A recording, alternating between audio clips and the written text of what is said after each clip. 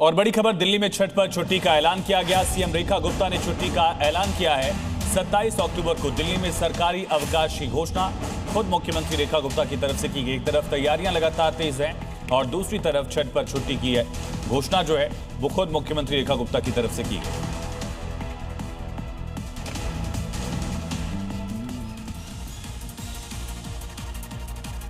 और मॉर्निंग जी में अब समय हो गया है डेली टॉप 5 का।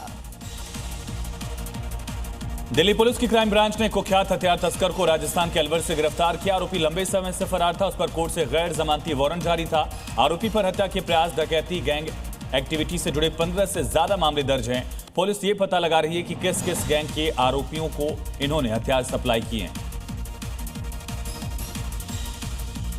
दिल्ली की पॉश कॉलोनी आनंद विहार में सीवर जाम और गंदे पानी की समस्या से लोगों का जीना मुश्किल हुआ।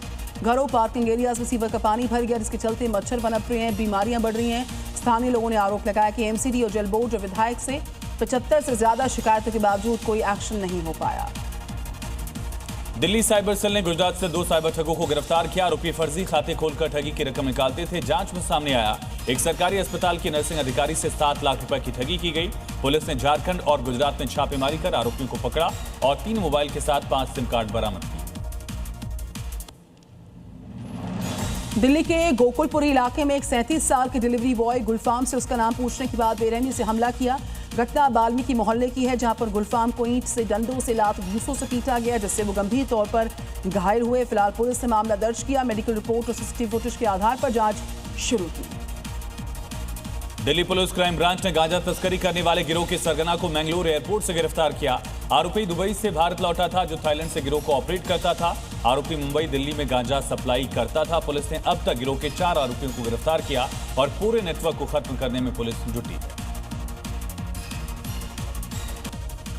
और अब बिहार से जुड़ी 5 बड़ी खबरें। बिहार के चुनावी रण में प्रधानमंत्री नरेंद्र मोदी ने बेगूसराय से हुंकार भरी। इस दौरान पीएम मोदी ने गठबंधन को लठबंधन कहा और निशाने पर लिया। पीएम ने कहा इस बार एनडीए रिकॉर्ड बहुमत से जीत दर्ज करेगा। इसी के साथ पीएम ने युवाओं से अपील की और कहा कि एक-एक वोट बिहार का भविष्य तय करेगा। बिहार के बक्सर में गृह मंत्री अमित शाह ने चुनावी सभा को संबोधित किया, जहां उन्होंने वीर कुंवर सिंह को श्रद्धांजलि दी। इसके बाद महागठबंधन पर जमकर तंज कसा। अमित शाह ने कहा कि महागठबंधन बिहार को फिर जंगल राज की ओर धकेलना चाहता है। शाह ने शहाबुद्दीन के बेटे ओसामा को टिकट देने पर आरजेडी को घेरा। कहा कि 14 नवंबर को तेजस्वी का सुपड़ा साफ हो जाएगा। बिहार चुनाव के मद्देनजर नेता प्रतिपक्ष तेजस्वी यादव ने समस्तीपुर के उजियापुर में जनसभा को संबोधित किया। इस दौरान उन्होंने प्रधानमंत्री नरेंद्र मोदी पर हमला बोला। तेजस्वी ने कहा कि पीएम बिहार को नौकरी देने नहीं, ठगने आए हैं।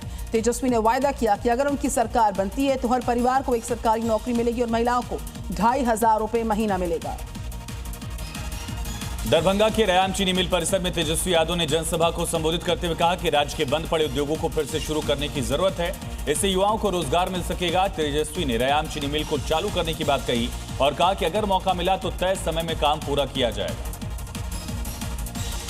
बिहार विधानसभा चुनाव से पहले नालंदा पुलिस और सीआरपीएफ ने कड़ी कार्रवाई की और सोहसराय थाना क्षेत्र में चल रही एक मिनी गन फैक्ट्री का भांडाफोड़ किया। मंसूरगंज छोटी पहाड़ी इलाके में छापेमारी के दौरान पुलिस ने पिता पुत्र को अवैध हथियार के साथ रंगे हाथ पकड़ा।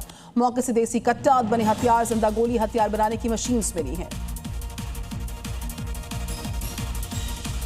और बड़ी खबर यूपी के कासगंज से, जहां पुलिस ने एक्शन लिया। एनकाउंटर में लूट के 2 आरोपी गिरफ्तार किए गए। दोनों से कमंचौर कारतूस जब्त किया है। लूट में शामिल बाइक भी बरामद की गई। लूट में शामिल तीसरे आरोपी की तलाश जारी है।